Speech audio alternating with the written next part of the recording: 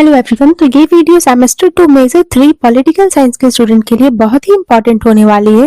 तो आज मैं लेकर के आई हूँ एक और इम्पॉर्टेंट क्वेश्चन जो कि है explain Cicero's significant contribution to political thought, या फिर critically examine Cicero's views on the state. तो आइए वीडियो को स्टार्ट करते हैं। सबसे पहले हम सिसरो के इंट्रोडक्शन को देखेंगे। तो सिसरो, जिनका टाइम पीरियड था 106 BCE to 43 BCE, was a famous Roman philosopher, politician, lawyer, and speaker. He is considered one of the greatest thinkers of ancient Rome and a founder of Roman political theory. He wrote about justice, law, duty, and how people should behave morally. तो Cicero एक बहुत ही famous Roman philosopher, politician, lawyer and orator थे। उन्हें Roman political theory का founder भी माना जाता है। उन्होंने justice, law, duty, morality and good government पर लिखा। Cicero believed that a good government should follow laws and serve the welfare of the people. His ideas influenced Roman law and later Western political thought. Cicero का मानना था कि state का उद्देश्य केवल शासन करना नहीं, बल्कि पब्लिक वेलफेयर और रूल ऑफ लॉ को बनाए रखना है। उनके विचारों का प्रभाव रोमन लॉ और बाद के वेस्टर्न पॉलिटिकल थॉट पर पड़ा। In short, Cicero was a philosopher, politician, and a lawyer who combined political practice with moral philosophy, and his works on law, justice, and duty influenced Western political thought for centuries. ये same चीज है, अभी जो मैंने ऊपर explain किया ये वही है। अब हम सिसरो के कुछ फेमस वर्क को देखेंगे। फर्स्ट है डी रिपब्लिका।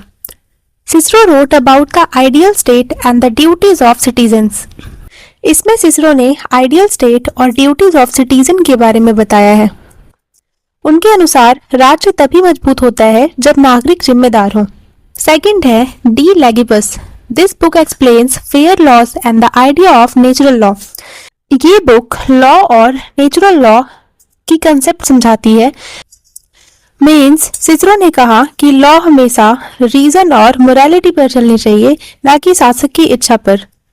थर्ड है D offices. Cicero gives advice on how rulers and citizens should act morally. इसमें रूलर्स और सिटीजन्स की ड्यूटी बताए गए हैं। रूलर्स को ऑनेस्ट, मॉरल और सेल्फलेस होना चाहिए और पर्सनल गेन से दूर रहना चाहिए। फोर्थ है De Finibus Bonorum et Malorum. It discusses what is good and evil and how to live a happy life. इसमें बताया गया है कि क्या गुड है, क्या बैड है और हम एक अच्छी लाइफ कैसे जी सकते हैं। फिफ्थ है टुस्कुलाने डिस्पुटेशन। These are talks on life, death, pain and emotions and teaching how to live wisely. इसमें लाइफ, डेथ, पेन और इमोशंस पर फिलोसॉफिकल डिस्कशंस है जो इंसान को वाइज लिविंग सिखाते हैं। अब हम देखेंगे political thought of Cicero. First है importance of law and justice. Cicero believe that laws are the foundation of a good state. Cicero के अकॉर्डिंग लॉ स्टेट का फाउंडेशन है। अगर लॉ फेयर नहीं तो स्टेट भी फेयर नहीं हो सकती। स्टेट का मेन पर्पस जस्टिस स्टैब्लिश करना है। Laws should be fair, natural and protect everyone's right. Law ऐसे होने चाहिए जो फेयर हो, नेचुरल हो और सबके राइट को प्रोटेक्ट करे। Justice is the main M of the state. किसी भी स्टेट का मेन एम जस्टिस होता है। बिना जस्टिस के स्टेट केवल पावरफुल ग्रुप बनकर रह जाती है। सेकंड है natural law. According to Cicero, natural law is universal and applies to all human beings.